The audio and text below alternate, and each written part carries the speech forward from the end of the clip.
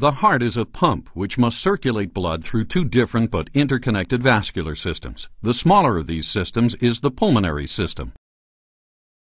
Blood returning from the upper part of the body is delivered to the right atrium of the heart by the superior vena cava, one of the body's two largest veins, while blood returning from the lower part of the body is delivered to the right atrium by the other major vein, the inferior vena cava. Contraction of the right atrium in each cardiac cycle forces blood into the right ventricle. This is followed by contraction of the right ventricle, which pumps blood into the pulmonary artery, sending it on through the blood vessels of the lungs. As the right ventricle contracts and pressure within the right ventricle rises, the tricuspid valve situated at the opening between the right atrium and right ventricle shuts, preventing any backflow.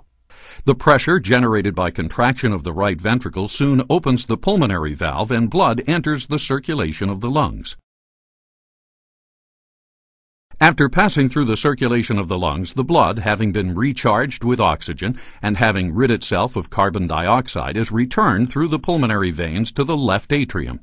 The left atrium, too, contracts, forwarding blood into the left ventricle in order to fill it before it contracts.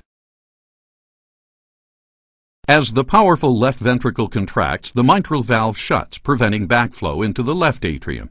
The aortic valve opens and blood is forced into the aorta, which distributes it to the rest of the body apart from the lungs.